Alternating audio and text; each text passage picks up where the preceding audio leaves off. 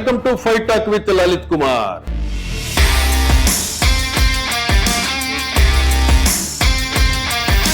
ఈరోజు మన అతిథి young analyst, young anchor, young presenter mister Shanmukh. నమస్కారం సార్. మీరు చిన్న వయసులో, మీకు గత అనుభవం లేదు, మీడియా సంస్థల్లో పనిచేయలేదు, ఏమీ లేదు. ఎట్లా ఎందుకు అనలిస్ట్ అయ్యావు? దానికి ఏమన్నా రీజన్స్ ఏమైనా ఉన్నాయా? కమ్మ సామాజిక వర్గం చెందినటువంటి మేము అయితే గత 5 ఏళ్లలో మీ అందరికీ తెలుసు, మీకు కూడా స్పష్టంగా తెలుసు కమ్మ సామాజిక వర్గం అంటే ఏ విధంగా టార్గెట్ చేశారనేది ప్రతి ఒక్కరికి తెలుసు. ఇది జగత్ విదితం, ఇది నిజం అని నేను స్పష్టంగా చెప్తా. అది మాది పట్టాభూమి. అయితే పట్టాభూమి అయినప్పటికీ బలవంతంగా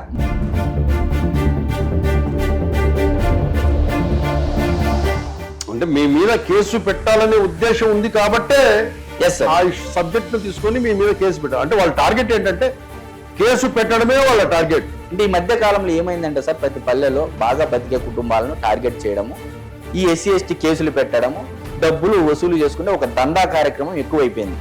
ఇది ఒక దందాగా మారింది.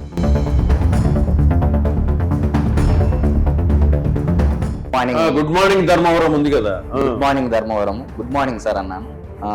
బాగున్నారా సార్ అన్నాను. బాగున్నానమ్మా. ఎవరమ్మా మీరు, మీ సమస్య ఏంది అన్నాడు. అన్న తర్వాత నా సమస్య ఏం లేదు సార్, మీరే నా సమస్యను అన్నాను.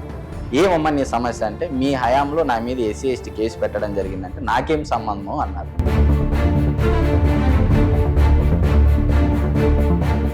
ఈరోజు ఏదైతే మీకు మీ నియోజకవర్గానికి సంబంధించి కేతిరెడ్డి వెంకట్రామరెడ్డి ఏ విధంగా అయితే మిమ్మల్ని వేధించాడో, ఇదే జగన్మోహన్ రెడ్డి గత 5 సంవత్సరాల పరిపాలనలో చంద్రబాబు నాయుడు గారిని వేధించారు, నారా లోకేష్ గారిని వేధించారు, పవన్ కళ్యాణ్ గారిని వేధించారు. అంటే జగన్మోహన్ రెడ్డి గారి యొక్క పరిపాలన కాలంలో ప్రతి ఒక్క వర్గము, ఈ కులము చూడం, మతం చూడం, ప్రాంతం చూడం అన్నట్టుగా ప్రతి ఒక్క కులంలోను, ప్రతి ఒక్క మతంలోను, ప్రతి ఒక్క ప్రాంతంలోనూ జగన్మోహన్ రెడ్డి గారి యొక్క పాలన వైఫల్యం వల్ల బాధపడని వారు లేరు సార్. ఎలక్షన్స్ కి ఫారెన్ నుంచి ఎంతమంది వచ్చారు, కూలోళ్ళు ప్లస్ మామూలుగా హైదరాబాద్ లో పనిచేసే వాళ్ళు, వాచ్మెన్ల దగ్గర నుంచి 5-10 వేలు ఖర్చు పెట్టుకొని ఆంధ్రప్రదేశ్కి వచ్చి ఓట్లేసి వెళ్ళిపోయారు. మళ్ళీ జగన్మోహన్ రెడ్డి గారిని ఓడించాలనేది న్యాయానికి అన్యాయానికి మధ్య మాత్రమే యుద్ధం జరుగుతూ ఉంది. ధర్మానికి అధర్మానికి మాత్రమే యుద్ధం జరుగుతూ ఉంది. మనలాంటి వాళ్ళు గోడ మీద పిల్లిలా చూస్తే మనకే ఎక్కువ శిక్షలు పడతాయి రాబోయే రోజుల్లో అని చెప్పేసి ప్రతి ఒక్కరూ గమనించారు సార్. ఈ రోజు చంద్రబాబు నాయుడు గారు జైల్లో పడ్డారు, ప్రజావేదిక కూల్చారు. రేపొద్దున మన ఇంటి వరకు ఎందుకు రాడు అనేది ప్రతి ఒక్క ఇంటి తలుపు తట్టి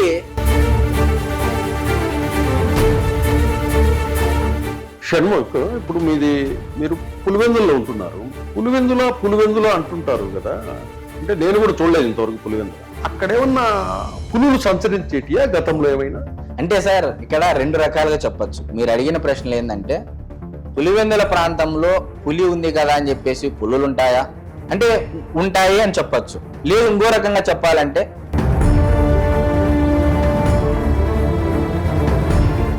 పులివెందుల వాళ్ళు చాలా మంచి వాళ్ళు నమ్మితే నమ్మకపోతే కూడా మంచికి మంచి, చెడుకు చెడు అనేది అక్కడి ప్రాంత ప్రజల యొక్క నైజం. వివేకానంద రెడ్డి గారి మర్డర్ తెలుసు. ఆ మర్డర్ జరిగినప్పుడు నువ్వు పులివెందులోనే ఉన్నావా? లేదు సార్, నేను జాబ్ చేస్తా ఉంటే హైదరాబాద్ లో ఉన్నాను. చాలా నాకైతే షాకింగ్ సార్ అది. వింటానే మా నాన్న ఫోన్ చేసి నాకు ఇలా వివేకానంద రెడ్డి గారు చనిపోయారా అని చెప్పేసి అంటే, ఏంది నాన్న ఏం చెప్తున్నావు, నిజమా అబద్ధమా ఏదన్నా?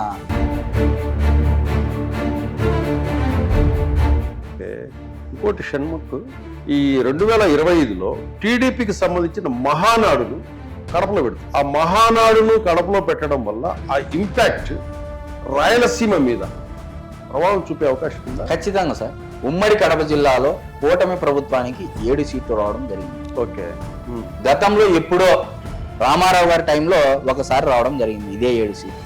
కడప జిల్లా, ఉమ్మడి కడప జిల్లా నేను చెప్తున్నాను సార్. ఓకే. అంటే ఆ సిచ్యువేషన్స్ ఈ రోజు వచ్చాయి. అది జగన్మోహన్ రెడ్డి గారు కల్పించారు. ఇక్కడ జగన్మోహన్ రెడ్డి గారు అనుకుంటే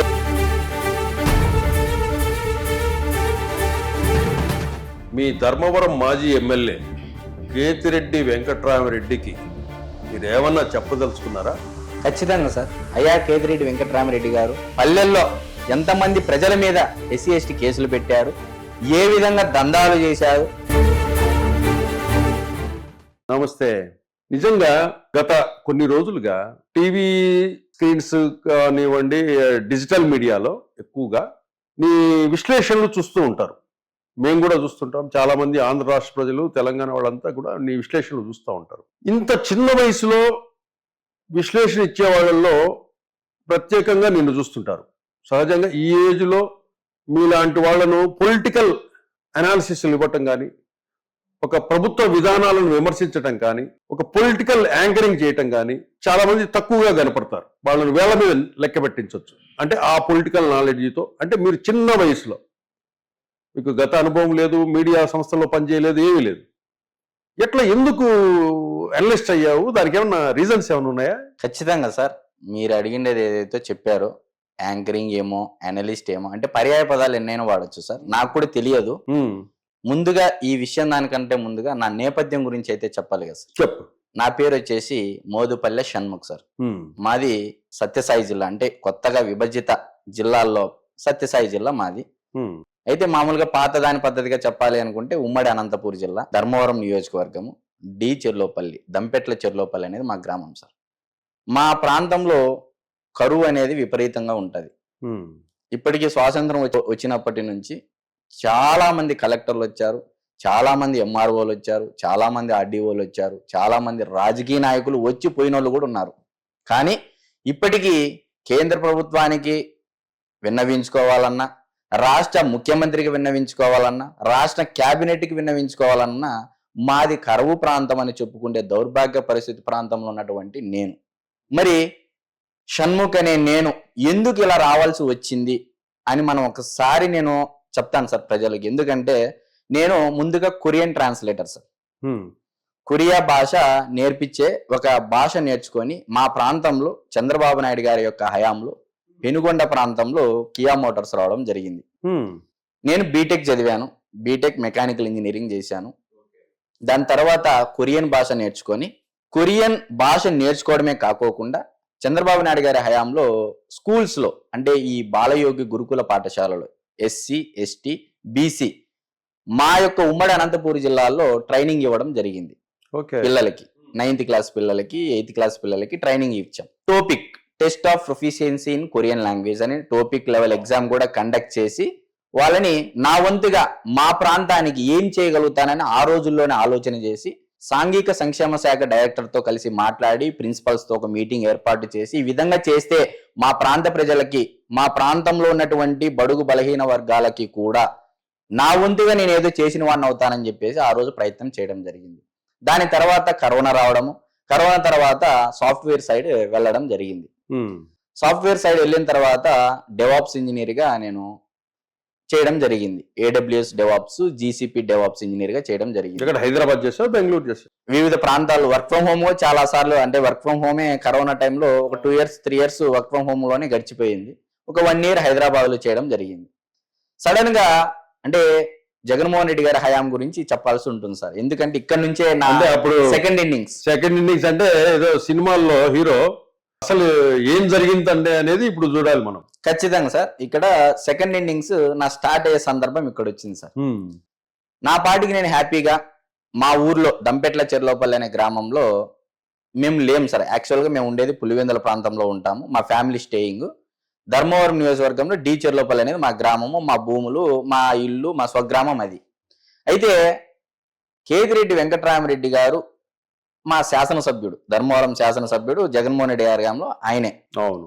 సో మళ్ళీ ఆయనకి తెలిసి జరిగిందో తెలియక జరిగిందో నాకైతే తెలియదు. కానీ ధర్మవరంలో ఏమి వినికిడి ఎక్కువగా ఉందంటే పల్లెకి ఒక ఇన్ఛార్జిని పెట్టేసి ఆ ఇన్ఛార్జ్ ఏం చెప్తే ఎమ్మెల్యే ఆ పని చేస్తాడు. అది కేసు అయినా, పంచాయతీ అయినా, ఇబ్బందులు పెట్టడమైనా, దందాలైనా, ఏదైనా ఈ విధంగా జరిగింది.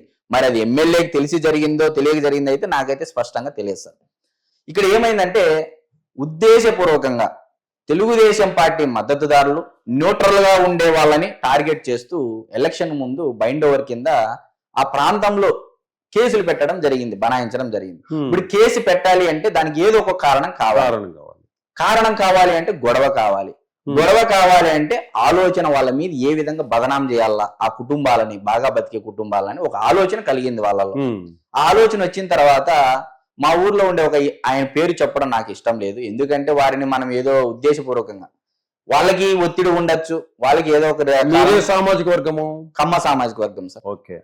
కమ్మ సామాజిక వర్గం చెందినటువంటి మేము.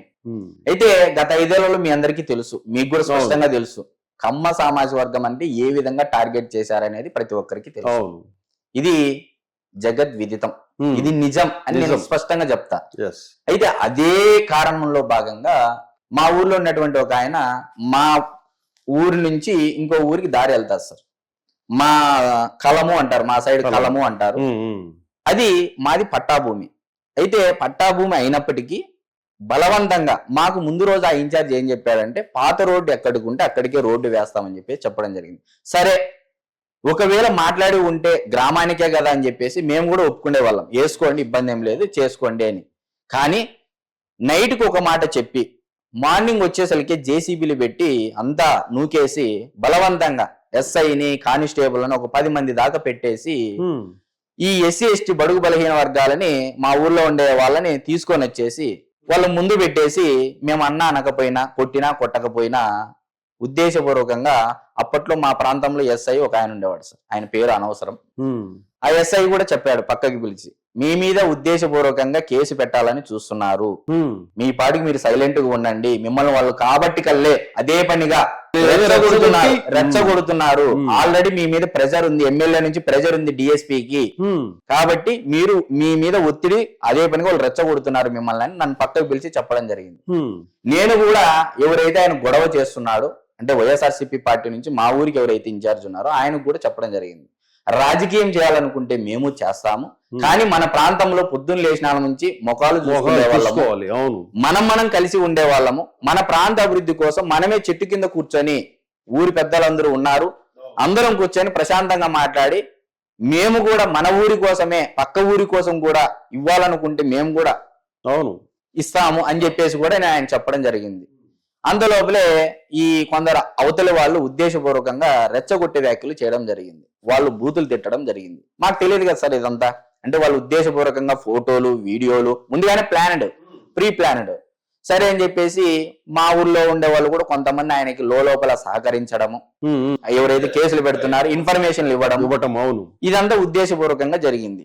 ఇట్లా జరిగిన తర్వాత అంటే ఈ మధ్య కాలంలో ఏమైందంటే సార్ ప్రతి పల్లెలో బాగా బతికే కుటుంబాలను టార్గెట్ చేయడము, ఈ ఎస్సీ ఎస్టీ కేసులు పెట్టడము, డబ్బులు వసూలు చేసుకుంటే ఒక దందా కార్యక్రమం ఎక్కువైపోయింది.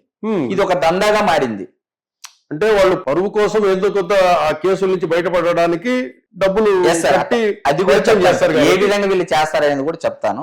ఇప్పుడు ఏం చెప్పాడు ఎస్ఐ ఆల్రెడీ మాకు చెప్పాడు ఆయన, ఎందుకంటే ఇది చట్ట విరుద్ధమైన పని కూడా మనసాక్షికి తెలుసు. నేను ఆటికి చెప్పాను సార్, గ్రామీణ చట్టాలు ఏం చెప్తున్నాయి, అసలు పంచాయతీ చట్టాలు ఏం చెప్తున్నాయి, అక్కడికి వచ్చినటువంటి కానిస్టేబుల్ కూడా వివరంగా చెప్పాను సార్. అంతటితో ఆడుకోకుండా సర్వేయర్ కూడా రావడం జరిగింది. ఏమయ్యా మీరు సర్వే చేయండి, మాది పట్టా భూమి కాదంటున్నారు కదా, సర్వే చేయండి, ఏది డీగేట్ భూమి ఏది సర్వే, ఎంత స్థలము మాది ఎంత స్థలం అని మీరే చూపించండి, లేదు మేము గ్రామానికి అభివృద్ధి కోసం ఇవ్వాలంటే ఇస్తామని కూడా చెప్పడం జరిగింది. వినుకోకుండా మేమేదో మీ మీద నెగ్గినామనే విధంగా రెచ్చగొట్టే ధోరణితో వాళ్ళ ఉద్దేశంతో మమ్మల్ని రెచ్చగొట్టి సాయంత్రానికి వెళ్ళేసి ఈ బడుగు బలహీన వర్గాలు అంటే ఎవరైతే ఎస్సీ ఎస్టీలు ఉన్నారో వాళ్ళని మందు పట్లం ఇచ్చో, బిర్యానీ పట్లం చూపించో, లేకపోతే ఆశ కల్పించో, ఏదైనా డబ్బులు ఇచ్చో, ఏదైనా రీత్యా కావచ్చు వాళ్ళని ఉసిగొలిపి కేసు పెట్టించడం జరిగింది. మా ఫ్యామిలీ మొత్తం 9 మంది మీద కేసు పెట్టడం జరిగింది. ఇప్పుడు నేను ఎప్పుడో అసలు ఆ ప్రాంతంలో మేము లేము సార్, దాదాపు మేము పులివెందుల ప్రాంతంలో నుండి దగ్గర 15 సంవత్సరాలు ఇప్పటికైంది. మేము వలస వచ్చినాం, అప్పట్లో మా ప్రాంతంలో కరువు ఉండేది, కరువు తర్వాత మేము వలస రావడం జరిగింది, అంతా బానే ఉంది. ఇప్పుడు మీరు చెప్పండి సార్, ఒక ఏమీ తెలియని నేను ఒక జాబ్ చేసుకుంటే ఉద్యోగస్తుని నా మీద నేను బూతులు తిట్టకపోయినప్పటికీ కేసు పెట్టడం అనేది ఎంతవరకు సమంజసం? అది వాళ్ళు చేసిన పని చట్టవిరుద్ధమైన పని, రాజ్యాంగబద్ధమైన పని కాదు. అంటే మీ మీద కేసు పెట్టాలనే ఉద్దేశం ఉంది కాబట్టే ఆ సబ్జెక్ట్ ను తీసుకొని మీ మీద కేసు పెట్టాలి. అంటే వాళ్ళ టార్గెట్ ఏంటంటే కేసు పెట్టడమే వాళ్ళ టార్గెట్. ఏదైనా నీకు అది మంచే జరిగింది. మీ ఎమ్మెల్యే కేతిరెడ్డి వల్ల ఈరోజు నువ్వు ఒక డిజిటల్ మీడియాలో ఒక ప్రముఖ అనలిస్ట్ గా, ఒక యాంకర్ గా ప్రజల గొంతుక వినిపించడానికి నీకు ఒక అవకాశం ఇచ్చింది. Yes, sir. దానికి కేతిరెడ్డికి వెంకటరామరెడ్డికి మీరు థ్యాంక్స్ చెప్పాల్సిందే. చెప్పాను సార్, అది కూడా చెప్పడం జరిగింది. గెలిచిన తర్వాత అంటే కూటమి ప్రభుత్వం గెలిచిన తర్వాత చంద్రబాబు నాయుడు గారి ముఖ్యమంత్రిగా ప్రమాణ స్వీకారం చేసిన తర్వాత కేతిరెడ్డి వెంకటరామరెడ్డి గారు అంటే నాకేం కోపం కాదు, నాకు ద్వేషము కాదు. ఎందుకంటే ఆయన కూడా ఒక ప్రాంతం నుంచి వలస వచ్చినటువంటి నాయకుడే. అతనిది స్వయంగా తాడిపత్రి నియోజకవర్గం, తిమ్మంపల్లి గ్రామం వాళ్ళది. అయితే అతను కూడా ఫ్యాక్షన్ లో భాగంగా వాళ్ళ తండ్రి గారిని కోల్పోవడము, దురదృష్టవశాత్తు రాజకీయాల్లోకి రావడము 2004 నుంచి అంటే రాజశేఖర రెడ్డి గారి హయాం నుంచి మా ధర్మవరం ప్రాంతంలో ఒక ఎమ్మెల్యే అభ్యర్థిగా పోటీ చేయడం జరుగుతుంది ఒక పార్టీ నుంచి. నేనేం దాన్ని కాదను సార్, ఐ రెస్పెక్ట్ దట్. చెప్పావా నువ్వు? ఎస్ సార్, నేను అంటే చెప్పడం డైరెక్ట్ కలవలేదు కానీ ఫోన్ చేసి అయితే చెప్పడం జరిగింది. ఏమన్నాడు? నమస్తే సార్, ఫోన్ చేశాను నేను కేతిరెడ్డి వెంకటరామరెడ్డి గారికి ఫోన్ చేశాను. గుడ్ మార్నింగ్ సార్ అన్నాను. అంటే మా గుడ్ మార్నింగ్ ధర్మవరం ఉంది కదా, good morning Dharmavaram, good morning sir అన్నాను. బాగున్నారా సార్ అన్నాను. బాగున్నానమ్మా, ఎవరమ్మా మీరు, మీ సమస్య ఏంది అన్నాడు. అన్న తర్వాత నా సమస్య ఏం లేదు సార్, మీరే నా సమస్యను అన్నాను. ఏమమ్మా నీ సమస్య అంటే, మీ హయాంలో నా మీద SC/ST కేసు పెట్టడం జరిగిందంటే నాకేం సంబంధమో అన్నారు. 2019 నుంచి 2024 మధ్య కాలంలో ధర్మవరం మాజీ శాసనసభ్యుడు ఎవరు సార్ అన్నా. నేనేను అన్నాడు. మరి నేనే అన్నప్పుడు మీకు తెలియకోకుండా ఒక DSP స్థాయి వ్యక్తి ఒక SC/ST కేసు పెట్టాలి అంటే DSP స్థాయి వ్యక్తులే పెట్టాల్సి ఉంటుంది విచారణ చేసి. మరి మీ ఒత్తిడి లేకోకుండా, మీ ప్రమేయం లేకోకుండా ఒక 9 మంది మీద ఒక ప్రాంతంలో ఉండే అంటే ఈ ఎవరైతే తెలుగుదేశం పార్టీకి మద్దతుదారులు ఎవరో ఎక్కడో బాగా బతికే కుటుంబాలను టార్గెట్ చేయడం వల్ల మీకు తెలియకుండా జరిగి ఉంటుందా అని చెప్పేసి అడగడం జరిగింది. అన్న తర్వాత నేనేమి ఇప్పుడు మిమ్మల్ని విమర్శించాలని చెప్పి నేను ఫోన్ చేయలేదు సార్. నేను మీ మీద అంటే మీరు నాకు ఒక సెకండ్ ఇన్నింగ్స్ ఇచ్చారు, మీ వల్ల నేను గౌరవనీయులు ముఖ్యమంత్రి చంద్రబాబు నాయుడు గారిని కలుసుకోగలిగాను, గౌరవనీయులు IT శాఖ మంత్రి, విద్యాశాఖ మంత్రి అయినటువంటి నారా లోకేష్ గారిని కలవగలిగే అవకాశం ఇచ్చారు. అసలు ఈ రోజు నేనంటూ ఒకడు ఉన్నాను, నేనంటూ ఒక మీడియా ముఖంగా నన్ను తెలియజేసే విధంగా సెకండ్ ఇన్నింగ్స్ స్టార్ట్ చేయడానికి మీరే ఒక దారి చూపించారు, మీరే కారణమయ్యారు. రామాయణం అంతా మునీశ్వరుల మీద నడిచినట్టు, ముని యొక్క గైడెన్స్ లో నడిచినట్టు మీకు తెలియకుండానే నాకు ఒక మొల్లబాట నుంచి సక్రమైన మార్గాన్ని ఏర్పరిచారు. ఒక జాబు కాదు, ఒక జాబే బతుకు జీవితం కాదు, నలుగురికి సేవ చేసే భాగ్యం కూడా అదొక జాబే అని చెప్పేసి మీకున్న నాకు కలిగింది అనేది కూడా నేను చెప్పాను సార్. ఏమంటాడు అంటే దాని తర్వాత పెట్టేశారు సార్, ఫోన్ పెట్టేశారు. ఇది ఏదో అన్నోన్ కాలో మళ్ళీ లేకపోతే ఎక్కడన్నా మీడియాలో కూర్చొని కాల్ చేశారు లేకపోతే ఆవేశం వచ్చి బూతులు తిడతారనే ఉద్దేశంతో కట్ చేసి ఏదైనా కట్ చేయొచ్చు. నాకైతే కేతిరెడ్డి వెంకటరామరెడ్డి గారంటే ద్వేషము లేదు, కోపము లేదు, అసూయ లేదు. ఎందుకంటే నా పరంగా ఒక బ్రాడ్ మైండెడ్ గా ఆలోచన చేస్తే ఒక సమస్య వచ్చినప్పుడు చంద్రబాబు నాయుడు గారు ఎప్పుడు చెప్తా ఉంటారు సార్, సంక్షోభంలోనే అంటే అవకాశాలు వెతుక్కోవాలి అని. ఈ రోజు ఏదైతే మీకు మీ నియోజకవర్గానికి సంబంధించి కేతిరెడ్డి వెంకటరామరెడ్డి ఏ విధంగా అయితే మిమ్మల్ని వేధించాడో, ఇదే జగన్మోహన్ రెడ్డి గత 5 సంవత్సరాల పరిపాలనలో చంద్రబాబు నాయుడు గారిని వేధించారు, నారా లోకేష్ గారిని వేధించారు, పవన్ కళ్యాణ్ గారిని వేధించారు, కొన్ని లక్షల మంది టీడీపీ జనసేన కార్యకర్తలను కూడా వేధించారు. కాబట్టి వాళ్ళు బాగా కష్టపడ్డారు. ఈరోజు 164 సీట్లతో గవర్నమెంట్ ఫామ్ చేశారు. అదే వేధించిన జగన్మోహన్ రెడ్డి ఇంటి దగ్గర కూర్చోన్నాడు. ఎస్ సార్, ఇప్పుడు ఇక్కడ ధర్మవరం నియోజకవర్గ ప్రజలు కూడా ఇట్లా కేసులు పెట్టడం వల్ల ఒకటి పూనుకున్నారు సార్. ఇప్పుడు మామూలుగా శ్రీకృష్ణార్జున యుద్ధంలో గయుడికి సంబంధించి శ్రీకృష్ణుడు ఒక శబ్దం చేస్తాడు సార్, ధరణీ గర్భము దూరుగాక ఒడి పాతాళంబు నన్ను చేరుగాక రహస్యంబుగా దిగ్గజేంద్రముల వెనుకునే దాగునేగాక ఆ హర బ్రహ్మాదులే వాని రక్షణకై తోడై ఒత్తురేగాక ముష్కర గంధర్వు శిరంబు దృంచద మహోగ్రకర హూతిన్ అని చెప్పేసి శ్రీకృష్ణుడు అన్న నందమూరి తారక రామారావు గారు చెప్తాను సార్, పలికిన మాటలు సార్ ఇవి. ఏంటంటే ధరణీ గర్భము, పుడమి తల్లి గర్భంలో దాగి ఉన్న ఒడి పాతాళానికి చేరుకున్న తర్వాత రహస్యంబుగా దిగ్గజేంద్రముల అంటే ఆ దేవేంద్రుడు వెనకల దాక్కునేగాక ఆ హర బ్రహ్మాదులే వాని రక్షణకై తోడు వచ్చినాగాక ముస్కొర గంధర్వు శిరంబు దృంచెద అంటే ఎవరు వచ్చినా కూడా వారి శిరస్సును ఖండిస్తాను మహోగ్ర రూపముగా మారి అని చెప్పేసి శ్రీకృష్ణుడు శబ్దం చేస్తాడు గయుడి విషయంలో. అట్లా రాష్ట్రంలో ఉండే సమస్త ప్రజానికము అంటే జగన్మోహన్ రెడ్డి గారి యొక్క పరిపాలన కాలంలో ప్రతి ఒక్క వర్గము ఈ కులము చూడం, మతం చూడం, ప్రాంతం చూడం అన్నట్టుగా ప్రతి ఒక్క కులంలోను, ప్రతి ఒక్క మతంలోను, ప్రతి ఒక్క ప్రాంతంలోనూ జగన్మోహన్ రెడ్డి గారి యొక్క పాలన వైఫల్యం వల్ల బాధపడని వారు లేరు సార్ రాష్ట్రంలో. ఇప్పుడు వాళ్ళు ప్రతిమ పూడుకున్నారు. ఈ విధంగా నేను చెప్పిన విధంగా ఎక్కడ ఉన్నా సరే, విదేశాల్లో ఉన్నా, ఇంకో దేశంలో ఉన్నా, పక్క రాష్ట్రంలో ఉన్నా, ఉద్యోగస్తులైనా, పనికి పోయే అంటే కూలీలైనా, రైతులైనా సరే, ఎవరైనా సరే జగన్మోహన్ రెడ్డి గారిని ఓడించాలనే పూనుకున్నారు సార్. ఎలక్షన్స్ కి ఫారెన్ నుంచి ఎంతమంది వచ్చారు, కూలోళ్ళు ప్లస్ మామూలుగా హైదరాబాద్ లో పనిచేసే వాళ్ళు, వాచ్మెన్ల దగ్గర నుంచి 5-10 వేలు ఖర్చు పెట్టుకొని ఆంధ్రప్రదేశ్కి వచ్చి ఓట్లేసి వెళ్ళిపోయారు మళ్ళీ. Yes sir. అది ఎట్లంటే కొంతమంది అయితే వివిధ దేశాల నుంచి వచ్చిన వాళ్ళు ఉన్నారు, వచ్చి నెల రోజుల ముందు వచ్చిన వాళ్ళు ఉన్నారు.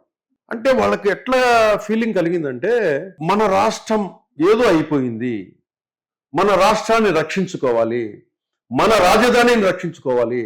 అసలు మన రాష్ట్రము పరిస్థితి చూసి చాలా మంది బాధపడిన వాళ్ళు, అంటే వాళ్ళకు ఏదో ఫారెన్ లో ఉన్నాం కదా, నాకెందుకు ఆంధ్రప్రదేశ్, నేను అమెరికాలో సెటిల్ అయినాను కదా, మామూలుగా సహజంగా అనుకుంటారు. కానీ అటువంటి వాళ్ళంతా కూడా కొన్ని వేల మంది ఎందుకు 5 సంవత్సరాల జగన్మోహన్ రెడ్డి పాలన చూసిన తర్వాత స్వచ్ఛందంగా, వాళ్ళకి చంద్రబాబు నాయుడు తెలీదు, పవన్ కళ్యాణ్ తెలీదు, లోకేష్ తెలీదు, వాళ్ళకు టీడీపీ అని చూడలేదు, జనసేన అని చూడలేదు, బీజేపీ అని చూడలేదు, వాళ్ళకి ఎందుకు ఆ రాష్ట్రం మీద ఆ ప్రేమ, నా రాష్ట్రం ఎందుకు ఇలా అయిపోయింది, నేను ఇక్కడికి వచ్చాను, లక్షలు సంపాదించాను, కోట్లు సంపాదిస్తున్నాను, కానీ నా రాష్ట్రం ఏదో కోల్పోయింది గత 5 సంవత్సరాల్లో, దాన్ని కాపాడుకోవాలనే ఉద్దేశంతో కొంతమంది లక్షలు ఖర్చు పెట్టుకుని వచ్చి నెల రోజుల ముందు వచ్చి ఆ నెల రోజుల పర్మిషన్స్ కోసము అక్కడ పర్మిషన్స్ 4-5 నెలల ముందే పర్మిషన్స్ తీసుకొని కొంతమంది బిజినెస్ మ్యాన్స్ కానీ వీళ్ళంతా కూడా వచ్చి వాళ్ళ సొంత నియోజకవర్గాలలో, వాళ్ళ గ్రామాలలో కూర్చొని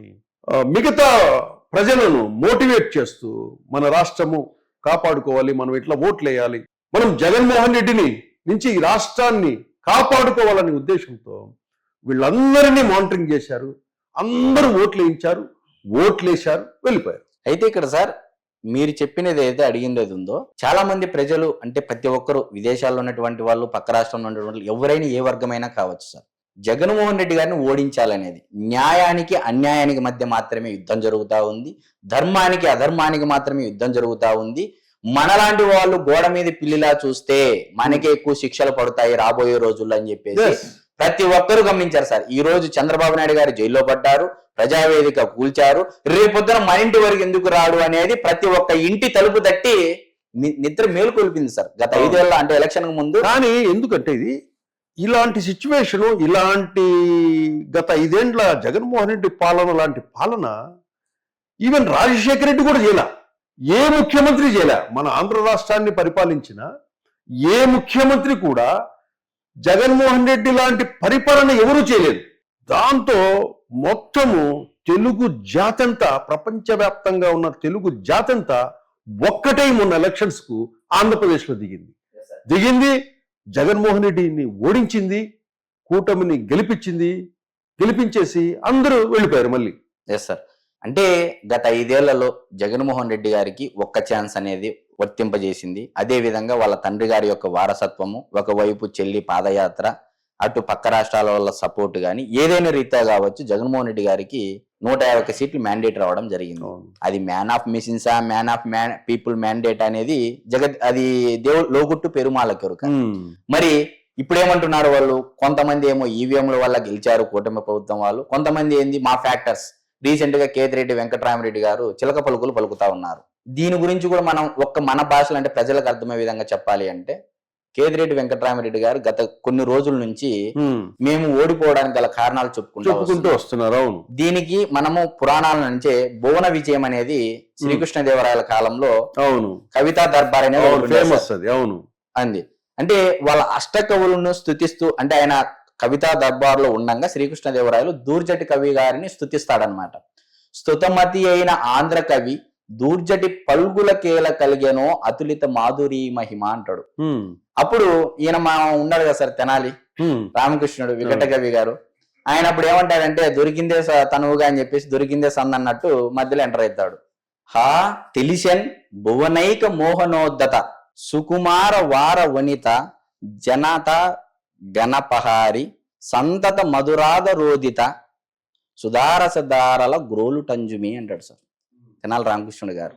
దీని అర్థం ఏంటంటే అప్పుడు చెప్తూ, అంటే దూర్జటి కవి గారి యొక్క కవిత్వానికి ఇంత తీయదనం ఎలా వచ్చిందో వివరిస్తూ, సుందరాంగులైన వేశ్యల సంపర్కంలో ఉండి అతి అంటే వాళ్ళ అదరామృతం సేవించడం వల్ల ఈ కవిత్వానికి ఇంత తీయదనం వచ్చింది అని చెప్పేసి చెప్తాడు సార్. అది చెప్తూ అంతేనా తాతయ్య అని చెప్పేసి దూర్జటి కవిని పలుకుతాడు సార్. మౌనంగా ఏమీ తెలిసి తెలియనట్టు, చూడనట్టు, అంతేలే అన్నట్టు, మనవడా అన్నట్టు సమాధానం తన ముఖంలో స్పష్టంగా కనబడతారు సార్. అంటే ఇప్పుడు కేతిరెడ్డి వెంకటరామిరెడ్డి గారు ఈ విధంగా ఎందుకు చెప్తున్నారంటే, గత 5 ఏళ్లలో మీరు చేసిన అవినీతి కనపడదు మీకు, మీరు పెట్టించినటువంటి కేసులు మీకు కనపడవు. ఇప్పుడు ఈ రోజు మీరు పలికిన ఈ మాటలు చిలక పలుకులు ఉన్నాయే, ఇప్పుడు మీ గురించి భువనైక ప్రపంచమంతా తెలుసు మీ యొక్క అవినీతి. ఇదే అమిత్ షా గారు ధర్మవరం అంటే బహిరంగ సభలో వ్యాఖ్యానించారు, సిట్టు వేస్తామని చెప్పేసి నారా లోకేష్ గారు చెప్పారు. మరి ఇన్ని తెలుసు, మీరు ఎన్ని ఎకరాలు కబ్జా చేశారు ఏందనేది ప్రపంచం అందరికీ తెలుసు. ఈ రోజు మీరు మీడియా ముందుకు వచ్చేసి బోనమ్మ గారిని అలా తిట్టకపోయింటే, అంటే ఏదో ప్రసన్నం చేసుకోవడానికి ఇటు తెలుగుదేశం పార్టీ వాళ్ళను, అటు జనసేన పవన్ కళ్యాణ్ గారిని ప్రసన్నం చేసుకోవడానికి చిలక పలుకులు పలుకుతున్నారు సార్ ఈ మధ్య కాలంలో టీవీ డిబేట్. అంటే ఆయన చిలక పలుకులు పలుకుతున్నాడు అంటే ఆయనగా జగన్మోహన్ రెడ్డికి భవిష్యత్తు లేదు అని భావించిండొచ్చు కదా. అంటే అలా చెప్పట్లేదు సార్. జగన్మోహన్ రెడ్డి గారు లేకపోతే ఈ రోజు కేతిరెడ్డి వెంకటరామిరెడ్డి అనే ఒక అధ్యాయం ఉండేది కాదు సార్. ఉండేది కాదు. రాజశేఖర రెడ్డి గారు అతనికి అవకాశం కల్పించారు. దాని తర్వాత జగన్మోహన్ రెడ్డి గారిని అదే కంటిన్యూ చేస్తూ వాళ్ళ తండ్రి గారి యొక్క నిర్ణయాన్ని గౌరవిస్తూ ధర్మవరంలో మీకే సీట్ ఇవ్వడం జరిగింది. ఇదే ధర్మవరం నియోజకవర్గంలో ఒక నాయకుడు, రెడ్డి సామాజ వర్గానికి చెందినటువంటి ఒక నాయకుడు జగన్మోహన్ రెడ్డి గారి దగ్గరికి వెళ్లి ధర్మవరం సీట్ అడిగింది వాస్తవమా కాదనేది కేతిరెడ్డి వెంకటరామిరెడ్డి గారికి అంతర్మదనం చేసుకుంటే తెలుసా సార్. నేనేమంటున్నానంటే ఆయన వెళ్ళి అడిగితే ఎక్కడ ఇతనికి సీటు కోల్పోతాదని చెప్పేసి ఈ విధంగా మళ్ళా మీకు జగన్మోహన్ రెడ్డి గారు మిమ్మల్ని నమ్మి సీటు ఇస్తే ఎవరో తెలియని సత్యకుమార్, అవును పక్క జిల్లా వాసి అయినటువంటి సత్యకుమార్ ధర్మవరం, అంటే బీజేపీ పార్టీ కూడా బలంగా లేదు సార్ ధర్మవరం నియోజకవర్గం, కానీ అటువంటి చోట్ల ఎలా గెలిచాడు అనేది మీకు మీరు అంతర్మదనం మీ మనసాక్షిని అడిగితే చెప్తాది. అవును, మాలాంటి వాళ్ళే సార్. ఇప్పుడు నాలాంటి వారు ఒక ఎగ్జాంపుల్. మనకు సత్యకుమార్ గారు ఆయన పెద్ద ఫేమస్ ఫిగర్ ఏమి కాదు, ఊరికి పేరు తెలుసు. చాలా మంది సత్యకుమార్ అనే ఆయన బీజేపీలో ఉన్నాడు, వెంకయ్య నాయుడు గారికి పియాగా ఉన్నారని మాత్రమే తెలుసు. అప్పుడప్పుడు ఆంధ్రజ్యోతికి సంబంధించిన ఎడిట్ పేజీలో ఆర్టికల్స్ రాసేవాడు, అంతవరకే తెలుసు. కానీ అతనికి గుత్తగా అతన్ని ఎమ్మెల్యే చేసేస్తారు, ఎమ్మెల్యే గెలుస్తాడని ఎవరు ఊహించాల. ఇప్పుడు ఈ వ్యతిరేక భావాన్ని, యాంటీ ఇన్కంబెన్సీని ఈ రోజు ఏదో మీరు ఓడిపోయారని చెప్పేసి అది జగన్మోహన్ రెడ్డి గారి మీద వేయడం ఎంతవరకు సమంజసం సార్? అవును, ఒక నాయకుడు, అంటే మీరు కూడా ఒక కార్యకర్త వైఎస్ఆర్సీపీ పార్టీలో. కేతిరెడ్డి గారు అయినా ఓడిపోవడానికి కారణం కేతిరెడ్డే కదా. కేతిరెడ్డే సార్. ఇప్పుడు మీరు గుడ్ మార్నింగ్ చేసి ప్రతి ఒక్క టైంలో జగన్మోహన్ రెడ్డి వల్ల ఓడిపోలా, మీ నియోజకవర్గంలో మీరు చేసిన అరాచకాలు, అన్యాయాల వల్ల మీరు ఓడిపోయారని చెప్పుకోవాలి అప్పుడు. ఖచ్చితంగా సార్. ఇప్పుడు గత 5 ఏళ్లలో కూడా జగన్మోహన్ రెడ్డి గారు వారి యొక్క సైన్యం, అంటే 151 మంది ఎమ్మెల్యేలు ఎవరైతే ఉన్నారో వాళ్ళు ఎలా ఫీల్ అయినారంటే మేము ఒక నియంత, మేము ఒక చక్రవర్తులం. అంటే కౌరవులు పాండవులు అన్నట్లు, కౌరవులు ఎంతమంది సైన్యం ఉంటారో ఒక 100 మంది సైన్యం ఉన్నట్టు అలా ఫీల్ అయ్యారు. మేము లేస్తే అసెంబ్లీలో జగన్మోహన్ రెడ్డి గారు మేము లేస్తే అని చెప్పేసి అనడం జరిగింది. దాని గురించి కూడా మన ప్రజలకు వివరించే విధంగా మామూలుగా దుర్యోధనుడు చెప్పినటువంటి మక్కపాటి వెంకటరత్నం గారు రచించిన మయసభ నాటకంలో దుర్యోధనుడు యొక్క ఏకాభిప్రాత నయము యొక్క నాటకం ఏదైతే ఉందో ఒక డైలాగ్ చెప్తాడు సార్ అన్న నందమూరి తారక రామారావు గారు. నవకండ భూమండలాధిప మకుట తట ఘటితమని గురుని నిరంతర నీరాజిత నిజపాద పంకేరు హుండనై సింధురా చతుష్టయ పరివేష్టిత వసుంధరాపార దూర్వహుండనై పరరాజ మద సంహరణ భీకర భుజబల సమగ్రుండనై అభిమాన ధనుండనై దుర్నిరీక్షుండనై 14 బోనంబులొక్క పెట్టు నెత్తి వచ్చిన నుక్కడం పంజాల ప్రచండ ప్రతాప ప్రభా విభాషితులకు 100 సోదరులకు అగ్రజుండనై చండతర పరాక్రమోజ్వలమై దిగంత విశ్రాంత సద్దిశో విలసితమై అభిమాన వల్లరి బందీకృతమై నిష్కలంకమై జగంబున పేరెన్నికగన్న సుక్షత్రియ వంశమున జనించి అనేక క్షౌహిణి సమూహమున అధినాతుండగు నాకు ఈ ప్రపంచమున నెయ్యది అసాధ్యం అని చెప్పేసి దుర్యోధనుడు డైలాగ్ చెప్తాడు సార్. ఉమ్, అంటే నాకు 150 మంది ఎమ్మెల్యేలు ఉన్నారు, చంద్రబాబు నాయుడు నథింగ్, పవన్ కళ్యాణ్ ఏదో స్పీచ్లు ఇచ్చి ఊగేస్తాడు, ఇంక నేనే 30 ఏళ్ళు సీఎం, మనల్ని ఎవరు కదిపిలేరని ఒక మాయలో ఉండడం అనేది అందరికీ తెలుసు. కానీ ఈ ప్రపంచంలో నాకు ఏది అసాధ్యమో నేను అనుకుంటే ఒక చక్రవర్తిని, ఒక ముఖ్యమంత్రిని అని చెప్పేసి జగన్మోహన్ రెడ్డి గారు అనుకున్నారు. తిరిగి చూస్తే ఏమైంది సార్? అలనాడు దుర్యోధనుడికి ఏమి జరిగిందో మళ్ళా చెప్తున్నాను సార్. ఇక్కడ రాజులతో నేను పోల్చట్లేదు, ప్రజలకు అర్థమయ్యే విధంగా పౌరాణికంగా నేటి పరిస్థితులకు అనువదిస్తూ చెప్పడం జరుగుతా ఉంది. కాబట్టి అలనాడు దుర్యోధనుడికి ఏమి జరిగింది, కౌరవ సైన్యంలో ఒక్కొక్కరు కర్ణుడు, మిత్రులు అందరూ దూరం అయితా చివరికి ఏకాకిగా మిగిలి సముద్ర గర్భాన ధ్యానం చేసుకుంటా ఉంటాడు. ఇప్పుడు అదే తరహాలో జగన్మోహన్ రెడ్డి గారి యొక్క తల్లి విజయమ్మ గారు దూరం అయ్యేరి, చెల్లి షర్మిలమ్మ గారు దూరం అయ్యేరి, మిత్రుడు ప్రశాంత్ కిషోర్ దూరం అయిపోయా, నమ్మిన బంట్లు జగన్మోహన్ రెడ్డి గారు రాజకీయాల్లో ఉన్నంత వరకు మా గుండె జగన్ జగన్ జగన్ కొట్టుకుంటాదనే వాళ్ళు వెళ్ళిపోతా ఉన్నారు. అదే విధంగా ఆయన నడిచిన బాటలోనే మా ప్రయాణం అని చెప్పేసి, ఆయన బతుకున్నంత వరకు ఆయనతోనే ప్రయాణం అని చెప్పిన జగన్మోహన్ రెడ్డి గారు గుండెకాయ లాంటి వ్యక్తులు విజయసాయి రెడ్డి గారు, మరి అదే విధంగా మోపిదేవి వెంకటరమణ గారు, వీళ్ళంతా హేమాహేమీలు సైతం ఈ రోజు జగన్మోహన్ రెడ్డి గారి మీద తిరుగుబావుట జెండా ఎగరవేస్తున్నారు. మరి ఏమనుకోవాలి ఈరోజు? అంటే దేవుడి స్క్రిప్ట్ అనేది, దేవుడి జోలికి వెళ్తే, దేవుడు అనుకుంటే ఈ రోజు ప్రజలు కూడా అదే అనుకుంటున్నారు సార్. దేవుడి గతంలో జగన్మోహన్ రెడ్డి గారి వెంట ఏ మాటలు అయితే పలికాయో ఈ రోజు అయ్యే మాటలు ప్రజల నోట వినపడతా ఉన్నాయనేది జగద్విదితం. ఓకే, ఇంకోటి షణ్ముఖ్, ఇప్పుడు మీరు పులివెందుల్లో ఉంటున్నారు. పులివెందుల అంటుంటారు కదా, అంటే నేను కూడా చూడలేదు ఇంతవరకు పులివెందుల. అక్కడేమన్నా పులులు సంచరించేటియా గతంలో ఏమైనా? అంటే సార్ ఇక్కడ 2 రకాలుగా చెప్పొచ్చు. మీరు అడిగిన ప్రశ్నలు ఏంటంటే పులివెందుల ప్రాంతంలో పులి ఉంది కదా అని చెప్పేసి పులులు ఉంటాయా అంటే ఉంటాయి అని చెప్పొచ్చు. లేదు ఇంకో రకంగా చెప్పాలంటే పులివెందుల ప్రాంతంలో జింకలు ఎక్కువ సంచరిస్తాయి కాబట్టి పులు ఉండాల్సిన అవసరం ఏర్పడిందని కూడా చెప్పొచ్చు. నిజంగానా? ఖచ్చితంగా చెప్పొచ్చు సార్. ఇక్కడ నేను ఎందుకు అంటున్నానంటే ఆ ప్రాంతంలో నమ్మితే ప్రాణం ఇస్తారు, నమ్మకపోతే కూడా అలానే ఉంటుంది సార్. అక్కడ ఉండే ప్రాంతం ఎందుకంటే మాకు ఆ ప్రాంతము అక్కడ ఉండడానికి అవకాశం ఇచ్చింది, మేము బతకడానికి ఒక అవకాశం ఇచ్చింది కాబట్టి ఆ పులివెందుల ప్రాంతం అనేది, అక్కడి ప్రాంత ప్రజలైతే అంత మంచివారే మనుషులు. విధివశాత్తు దురదృష్టవశాత్తు కొంతమంది ఆ ప్రాంతాన్ని ఈ విధంగా చిత్రీకరించడం అయితే సత్యం సార్. ఇది చాలా మంది మీరు చెప్తా ఉంటారు, బాలకృష్ణ గారు అవును రాయలసీమ ఈ రీసెంట్ గా వచ్చినటువంటి మూవీలో కూడా రాయలసీమ మేరా అడ్డా హై అంటాడు. మరి అదే రాయలసీమలో పులివెందుల ఉంది, కడప ఉంది, అనంతపూర్ ఉంది, కర్నూలు ఉంది, చిత్తూరు ఉంది. అంటే ఏ ప్రాంతం వారనైనా గుండెల్లో పెట్టుకుంటే, ఇప్పుడు నందమూరి తారక రామారావు గారిని అదే ప్రాంతము గుండెల్లో పెట్టుకుంది, ఈ రోజు బాలకృష్ణ గారిని గుండెల్లో పెట్టుకుంది, ఈ రోజు నమ్మినా నమ్మకపోయినా జగన్మోహన్ రెడ్డి గారిని అయితే అంత వ్యతిరేకతలో కూడా 60,000 మెజారిటీ పైచిలకు గెలిపించారు ప్రాంత ప్రజలు. మరి ఆ నమ్మకం అనేది ఆ ప్రాంత ప్రజలు నమ్మితే ప్రాణం ఇస్తారు అనేది ఇది ఒక ఉదాహరణగా చెప్పవచ్చు. పులివెందుల వాళ్ళు చాలా మంచి వాళ్ళు నమ్మితే నమ్మకపోతే కూడా మంచికి మంచి చెడుకు చెడు అనేది అక్కడి ప్రాంత ప్రజల యొక్క నైజం సార్. నెక్స్ట్, గత జగన్మోహన్ రెడ్డి 5 ఏళ్ల పరిపాలన మీద దాన్ని వర్ణిస్తూ ప్రజల కష్టాలు నష్టాలు ఇవన్నీ నువ్వు చూసావు కదా, దాన్ని పద్య రూపంలో ఏమైనా చెప్పగలుగుతావా? ఖచ్చితంగా సార్. వేమారెడ్డి గారు, ఇదే వేమన శతకం రాసినటువంటి వేమారెడ్డి. ఎందుకు నేను రెడ్డి అంటున్నానంటే ఆ యొక్క కులాన్ని గౌరవించడం కూడా, అంటే అవును కులాభిమానం ఉంటది. ఈ మధ్య కాలంలో కులగజ్జి అనే పదం కూడా వాడుతున్నారు. చాలా మందికి కులాభిమానానికి కులగజ్జికి తేడా తెలియని వారు కూడా చాలా మంది ఉన్నారు. కులాభిమానం అంటే వారి యొక్క కులం మీద అభిమానం ఉంటూ పక్క కులాలను గౌరవించడం అనేది కులాభిమానం.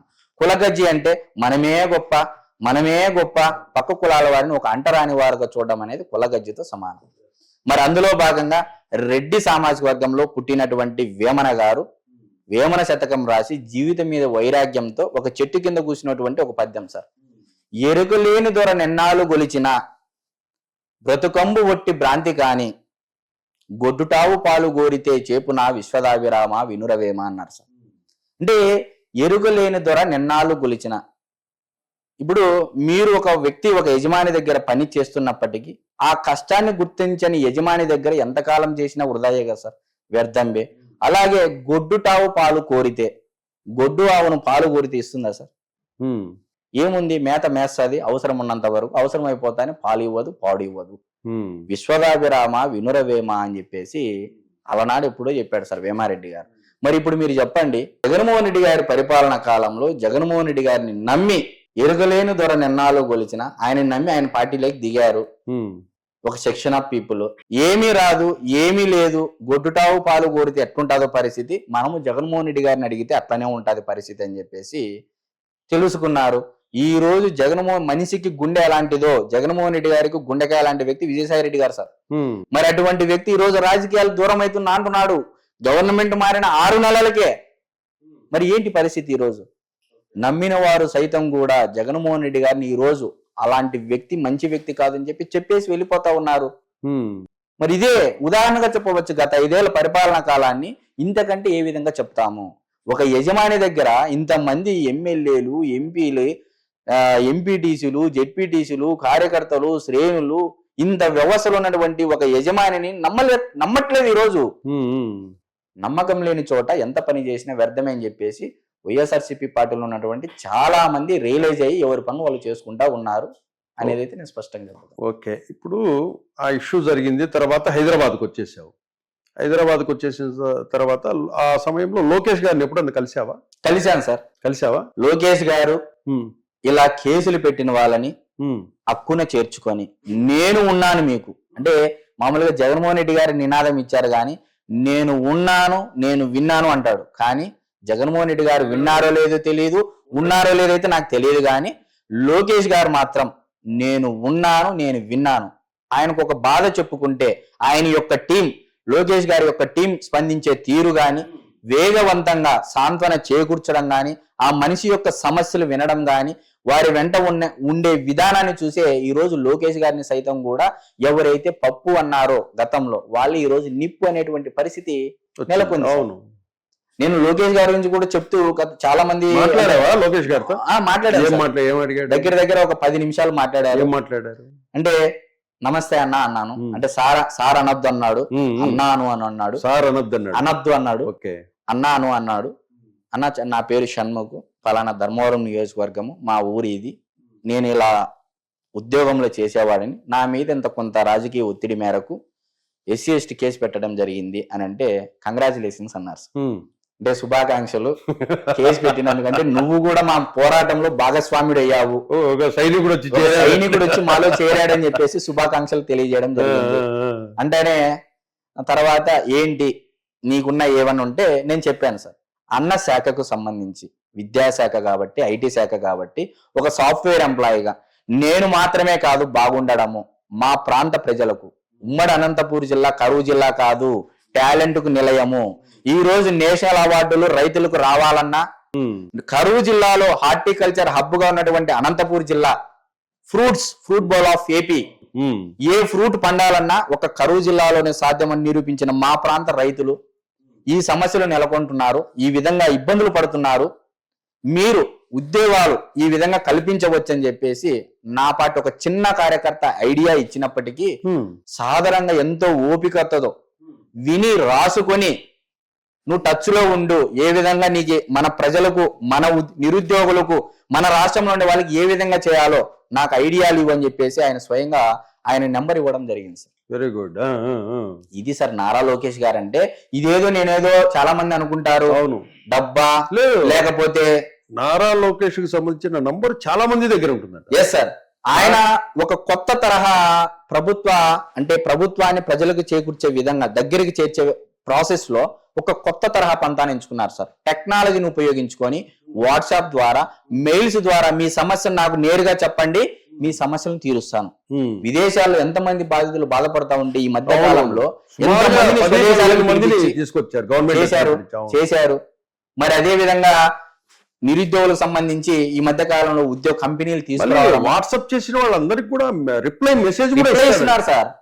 అంటే ఏ విధంగా ఒక మంత్రి సైతం ఒక కార్యకర్తగా, అంటే ఒక ఆ టైం కూడా అతను కేటాయిస్తున్నాడంటే ఏదైనా ఇష్యూ వస్తున్నా ఆయన దృష్టికి ఇమ్మీడియట్ గా ఆయనే మెసేజ్ చేసి మనం రేపు కలుస్తున్నాం, ఎల్లుండి కలుస్తాం, రేపు వచ్చేయండి అని చెప్పేసి ఆయనే మెసేజ్ కూడా పెట్టేస్తున్నాడు. Yes sir. నారా లోకేష్ గారు అంటే నేను ఒకప్పుడు ఒక అభిప్రాయం ఉండేది సార్, మా ఊరి ప్రాంతం అంటే పులివెందులు గాని కొంతమంది ప్రాంతాల్లో ఏమనుకుంటా అంటే నారా లోకేష్ గారిని ఏమనుకుంటా, ఆయన ముఖ్యమంత్రి మనవడు, చంద్రబాబు నాయుడు కొడుకు. అంటే ముఖ్యమంత్రి కొడుకులు అంటే ఏమనుకుంటారంటే గోల్డెన్ స్పూన్ తో పుట్టి ఉంటారు కాబట్టి సున్నితంగా వాళ్లకు ఏదో వాళ్ళు గర్వంగా ఉంటారనో ఇంకోటి ఉంటారనో వాళ్ళు గొప్ప వాళ్ళనో ఫీలింగ్ ఉంటది. కానీ దానికి భిన్నంగా కనపడతాడు లోకేష్. సార్ 3 ప్రాజెక్టులు చెప్పాను సార్ నేను నారా లోకేష్ గారికి. సార్ ఈ విధంగా మనము సాఫ్ట్వేర్ పరంగా ఈ విధంగా ఈ విధంగా చేయవచ్చు, ఇంతమందికి ఎంప్లాయ్మెంట్ చేయవచ్చు అని చెప్పి ఒక ఐడియా ఇచ్చాను.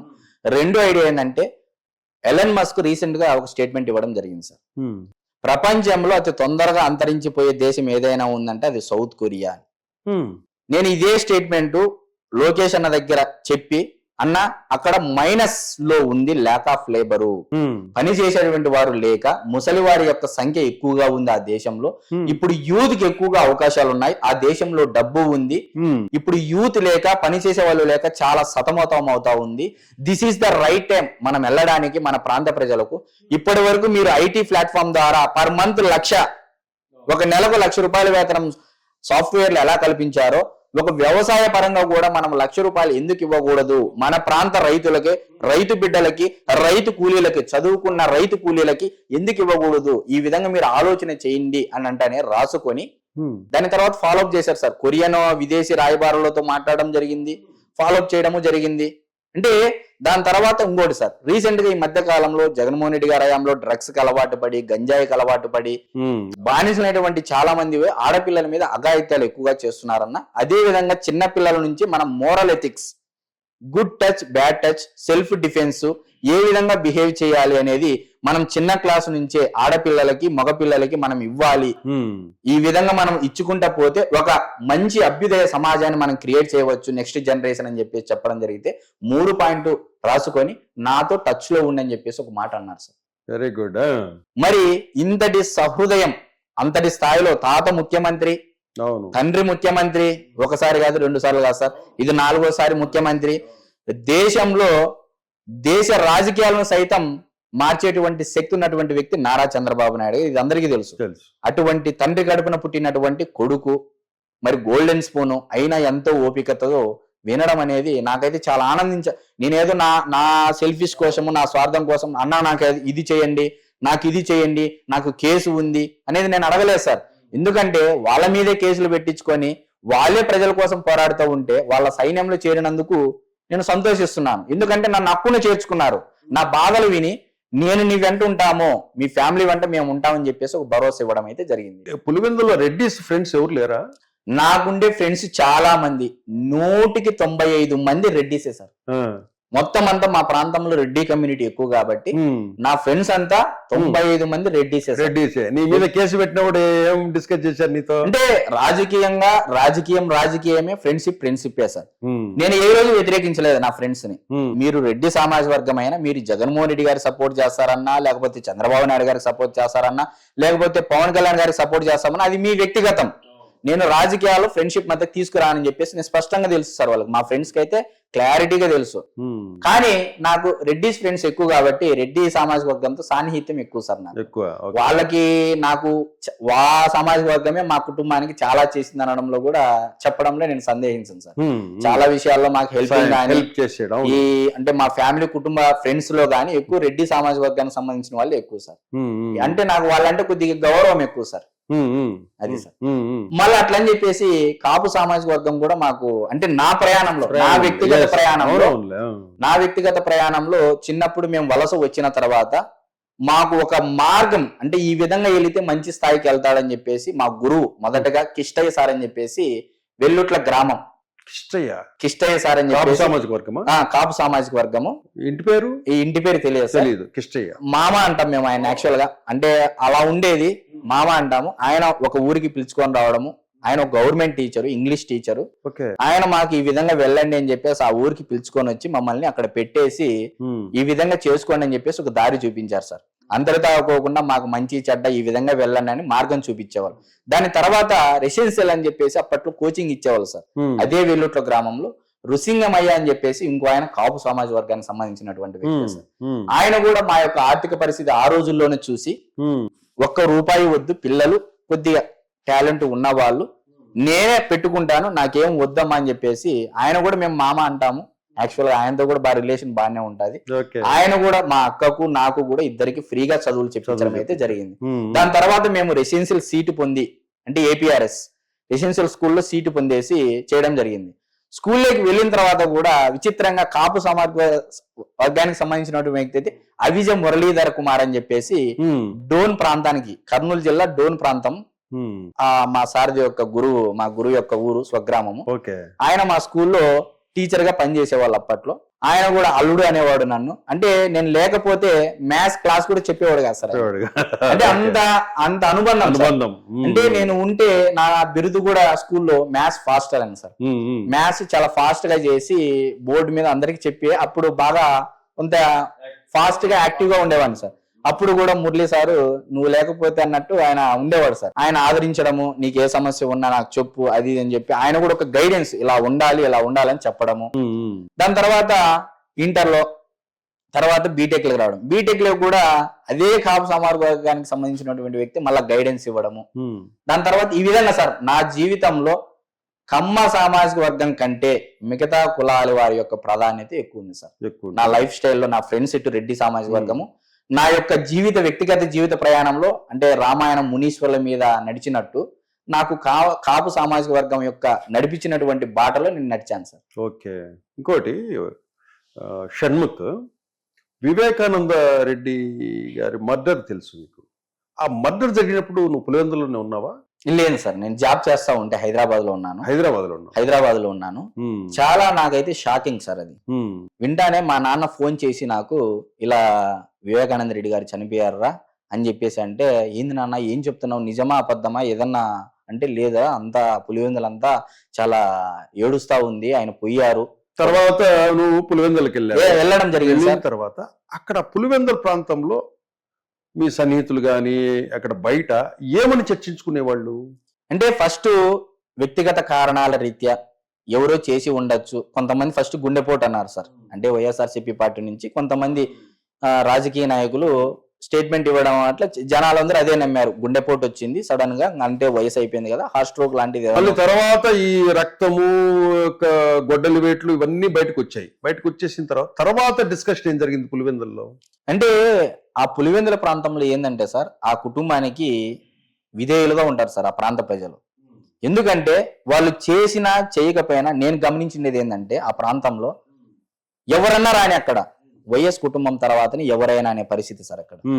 వాళ్ళు పెట్టినా పెట్టకపోయినా, ప్రేమ చూపించినా చూపకపోయినా, వాళ్ళు మర్డర్లు చేసినా, కూనీలు చేసినా, లేకపోతే ఇంకోటి చేసినా, జై జగన్ జై వైఎస్ఆర్. ఎందుకట్లా? ఎందుకంటే అది ఒక రకమైన బానిసత్వం సార్. నేను చాలా మందిని చూడంగా ఆ బానిసత్వం అంటే భయం అనేది ఏం లేదు సార్. మరి ఇప్పుడు నేను ఒక కమ్మ సామాజిక వర్గానికి చెందినటువంటి వ్యక్తిని. నిజంగా ఆ ప్రాంత ప్రజలు మమ్మల్ని ఆదరించిన తీరైతేనేమి, ఎవరు అక్కడ స్వతహాగా ఎవరు గొడవలు పెట్టుకోవాలనో వ్యక్తిగత కక్షల కారణంగా చేయరు సార్. కొన్ని కుటుంబ విషయాల పట్ల జరిగాయి, అది వారి యొక్క కుటుంబ విషయం అని చెప్పేసి ఆ ప్రాంత ప్రజలు ఎక్కువగా భావిస్తారు సార్. అది వారి కుటుంబంలో జరిగింది. మనమేంది అల్టిమేట్ గా మా నాయప సీఎం, మా నాయప ప్రతిపక్ష నేత ఏదైనా కావచ్చు, మా నాయప మన దగ్గరే ఉంటే మనవాడైతే అనే ఫీలింగ్ ఎక్కువగా ఉంటుంది సార్.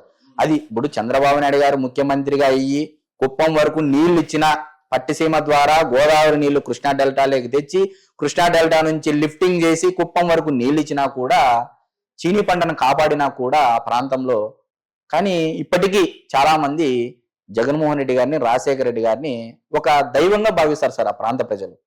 నేనైతే అది చాలా అబ్జర్వ్ చేశాను. కానీ ఆ బానిసత్వం నుంచి ఎలా బయటికి తీసుకురావాలి అంటే కేవలం, ఇక్కడ నువ్వు బానిసత్వం అంటున్నావు కానీ బానిసత్వమా అభిమానమా? అదే సార్, బానిసత్వంతో కూడినటువంటి అభిమానం. ధైర్యం చేయలేకపోవడం అంటే ఒక ప్రశ్నించలేరు, వాళ్ళు ఏమి చెప్పినా వాళ్ళకి వ్యతిరేకంగా మాట్లాడలేరు. అది సార్ యాక్చువల్ గా ఏంటంటే అభిమానంతో కూడిన బానిసత్వం. అభిమానము ఉంది, బానిసత్వము ఉంది సార్. రెండిటితో కూడినటువంటి పరిస్థితి అయితే ఆ ప్రాంత ప్రజల్లో ఉంది. చాలా శ్రమ చేసేవాళ్ళు, మంచి ఆలోచన ఉన్న వాళ్ళు, కానీ ఆ ప్రాంతంలో ఇప్పటికీ అభివృద్ధి లేకపోవడం అనేది చాలా శోచనీయం సార్. ఎందుకు నేను ఈ మాట అంటున్నానంటే, 2 ముఖ్యమంత్రులు వచ్చారు ఆ ప్రాంతం నుంచి. కేవలం ఏదో స్టేడియంల పరంగా, లేకపోతే రోడ్ల పరంగా, లేకపోతే బిల్డింగ్ల పరంగా తప్ప అభివృద్ధి, బస్ స్టాండు, కాంప్లెక్స్లు అన్న పరంగా తప్ప ఉద్యోగాలకు సంబంధించి ఆ ప్రాంత ప్రజలు ఇప్పటికీ నేటికి నెలకు 6,000 రూపాయలు, 5,000 రూపాయలు, 8,000 రూపాయలు ఆదాయం, తలసరి ఆదాయం నెలకు వచ్చేది సార్. ఆ ఆదాయంతో బతుకు జీవనం గడిపే వాళ్ళు చాలా మంది ఉన్నారు. గతంలో ఇదే కొంతమంది నా ఫ్రెండ్స్ కి, రెడ్డి సామాజిక వర్గానికి సంబంధించినటువంటి ఫ్రెండ్స్ కి నేను ఒక అర్జీ పంపించాను సార్. అంటే అయా మీ ప్రాంతంలో 70% రెడ్డి సామాజిక వర్గం వాళ్ళే ఉన్నారు, మిగతా బీసీ వడ్డెర కమ్యూనిటీ ఉంది, కాపు కమ్యూనిటీ ఉంది, వైశ్య కమ్యూనిటీ ఉంది, ఎరికల కమ్యూనిటీ అంటే బడుగు బలహీన వర్గాలు వాళ్ళు ఉన్నారు. వీళ్ళ కోసం ఒక సపరేట్ గా ఒక కంపెనీని ఏదైనా స్థాపించే విధంగా మీరు రిక్వెస్ట్ పెట్టండి నేనని చెప్పేసి ఒక డీటెయిల్స్ ఇవ్వడం, దాన్ని ఒక అర్జీ మా ఫ్రెండ్ కి పంపించడం జరిగింది. మీరు వెళ్ళేసి అవినాష్ రెడ్డి గారికి ప్రజా దర్బార్లో అందజేసి ఈ విధంగా చర్యలు తీసుకోమని నన్ను అడగండి అయ్యా అని చెప్పేసి చెప్పడం జరిగింది సార్. విచిత్రంగా ఆ అబ్బాయి కూడా వెళ్ళడం జరిగింది. వెళ్ళిన తర్వాత హెటెరో డ్రగ్స్ సంబంధించి అప్పట్లో స్కూల్స్ కట్టడంలో వాళ్ళు సిఎస్ఆర్ కింద తీసుకోవడం జరిగింది సార్. హెటెరో డ్రగ్స్ వాళ్ళు తీసుకున్న తర్వాత ఇదే హెటెరో డ్రగ్స్ వాళ్ళ చేత ఎక్కడైతే పులివెందుల నియోజకవర్గంలో కాలేజెస్ కానీ స్కూల్స్ కానీ ఉంటాయో అక్కడ ఎంప్లాయ్మెంట్ కి ఏ విధంగా క్రియేట్ చేయొచ్చు అనేది ఒకసారి ఆలోచన చేయండి అని కూడా నేను ఐడియా ఇవ్వడం జరిగింది మా ఫ్రెండ్ కు.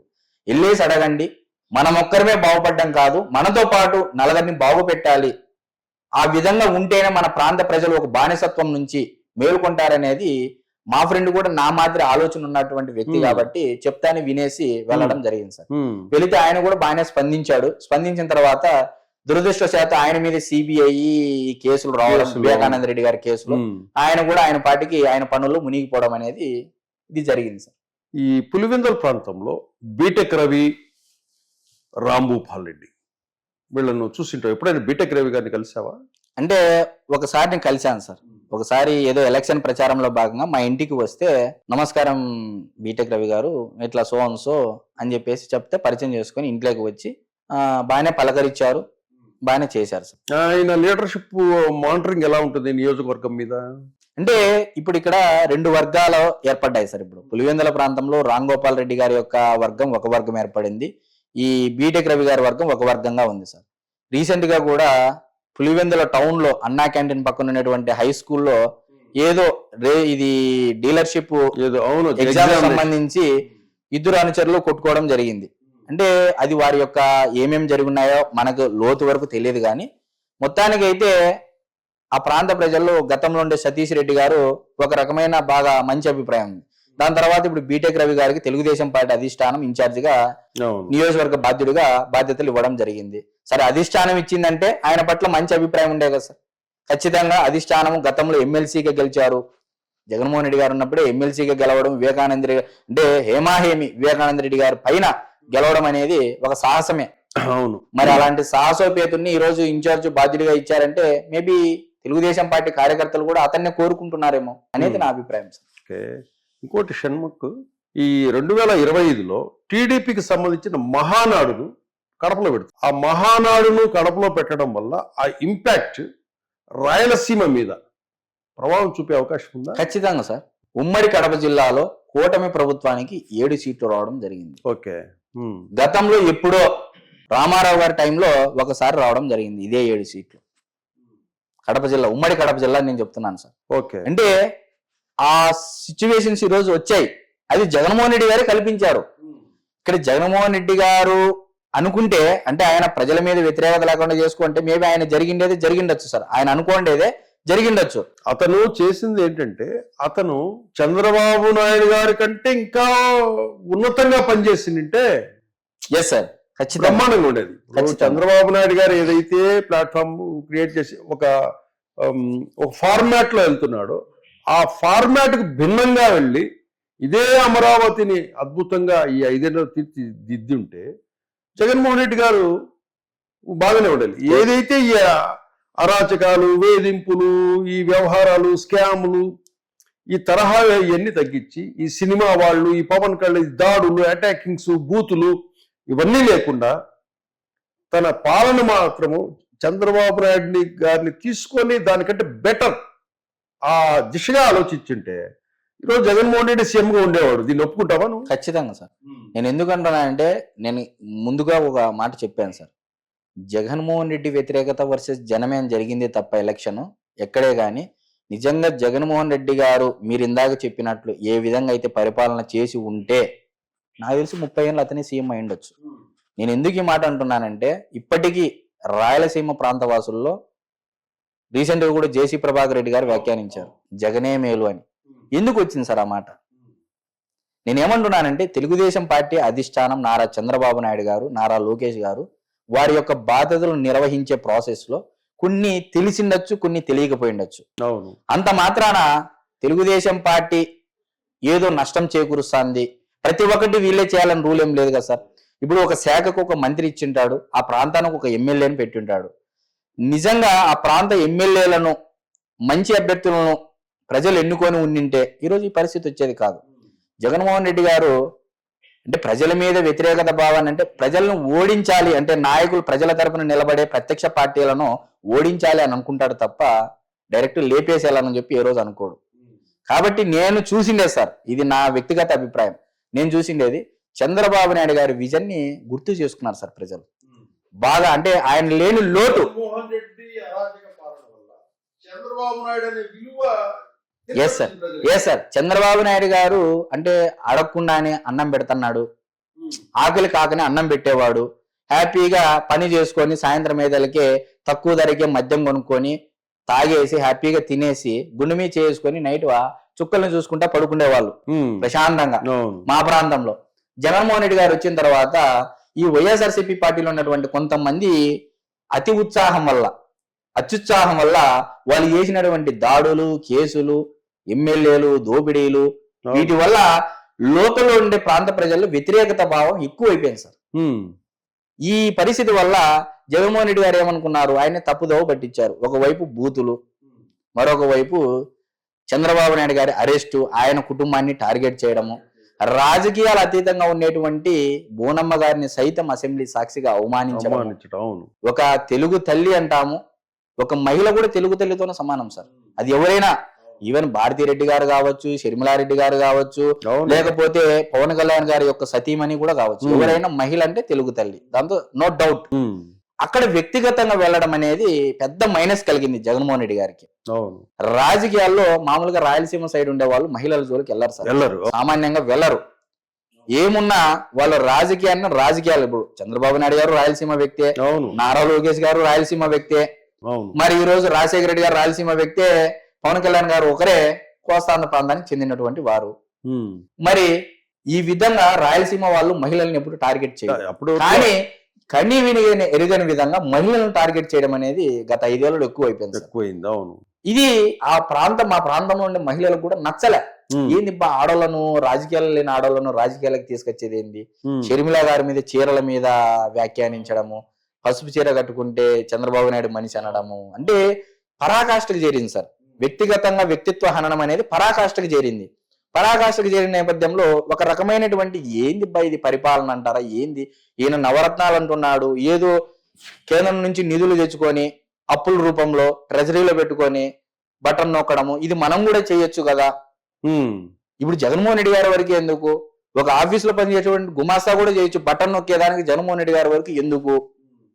ఎమ్మెల్యేల వరకు ఎందుకు? ఎమ్మెల్యేలు కూడా డమ్మీలు అయ్యారు సార్. అవును, గత 5 ఏళ్లలో మీరు బాగా గమనించినట్లయితే వాలంటీర్లను ఒక సపరేట్ సైన్యాన్ని దించేసి, అంటే ప్రభుత్వంలో ఆల్రెడీ ఒక విఆర్ఓ, ఆర్ఐ, ఎంఆర్ఓ ఈ వ్యవస్థకు సమాంతరంగా ఒక వాలంటీర్ వ్యవస్థను తీసుకురావడం జరిగింది. ప్రజాధనము దుర్వినియోగం చేయడం జరిగింది. వాళ్ళు కూడా ఏంటంటే వాలంటీర్లు కొద్ది ప్రాంతాల్లో సెటిల్మెంట్లు చేయడము, ఎమ్మెల్యే మాటను సైతం పక్క పెట్టే పరిస్థితి నెలకొంది. ఎమ్మెల్యేలు కూడా డమ్మీలుగా మారిపోయారు. ఇంకా వాళ్ళతో పనేముంది సార్? అందుకు లోకల్లో జగన్మోహన్ రెడ్డి గారి క్యాడర్, గ్రౌండ్ క్యాడర్ లేదు. ఓన్లీ జగన్మోహన్ రెడ్డి గారిని నమ్మి ఒక సెక్షన్ ఆఫ్ పీపుల్ ఆ పార్టీలో ఉండడం తప్ప ఎక్కడ ఈ పొద్దురికి వైఎస్ఆర్సీపీ పార్టీకి గ్రౌండ్ లో బలమైన క్యాడర్ అయితే లేదనేది నా వ్యక్తిగత అభిప్రాయం. ఓకే, ఇంకోటి షణ్ముఖ్, ఇప్పుడు జగన్మోహన్ రెడ్డి మళ్ళీ పుంజుకోవాలన్నా, వైసీపీ పుంజుకోవాలన్నా కూడా ఇక్కడ కూటమి పార్టీలో విభేదాలు రావాలి. విభేదాలు వస్తేనే వీళ్ళు పుంజుకునే అవకాశం ఉంటుంది. రేపు వాళ్ళు ముగ్గురుగా కొట్లాడుకుంటే మనకు బెనిఫిట్ అవుతుంది అనే ఉద్దేశం జగన్మోహన్ రెడ్డి పార్టీది. ఇప్పుడు వైసీపీ పార్టీ చేసేది ఏంటంటే ఎలాగైనా కూడా కూటమిని విచ్ఛిన్నం చేయాలి అని ఇట్లా జన సైనికులతో, ఇట్లా టీడీపీ కార్యకర్తల మధ్య, పార్టీల మధ్య పార్టీలో అధ్యక్షుల మధ్య ఇట్లా కొన్ని విభేదాలు సృష్టించాలని ప్రయత్నం చేస్తుంటే సహజంగా చేస్తారు కూడా. మీరు టీడీపీ కార్యకర్తలకు జనసేన కార్యకర్తలకు ఏం చెప్పదలుచుకుంటారు? ఏం చెప్తాం సార్, నాయకులను చూసి నేర్చుకోండి అని చెప్తాం. ఎంత అన్యోన్యంగా ఉన్నారు సార్ వాళ్ళు. అవును. వాళ్ళు ఒకరికొకరు సహకరించుకుంటూ, ఇదే ఎలక్షన్ ముందు పవన్ కళ్యాణ్ గారు ఏం స్టేట్మెంట్ ఇచ్చారు? యో మిమ్మల్ని నమ్మి నన్ను ఎవరైతే సీఎం అని కేకలేస్తున్నారో మీరే ఓట్లేరు, నాకు మీరే జగన్మోహన్ రెడ్డికి ఓట్లేసి అవును నన్ను ఊరికనే సీఎం అంటే నేను సీఎం అవుతానా? సీఎం కాదు కదా, ఎమ్మెల్యే కూడా గాను. నాకు ఇంత నిజాయితీగా బతికి నాకు, నా కష్టాన్ని సైతం ప్రజలకు పంచేటువంటి నాకు, అవును మళ్ళీ గత ఎలక్షన్ లో రెండు చోట్ల పోటీ చేస్తే 2 చోట్ల ఓడించారు.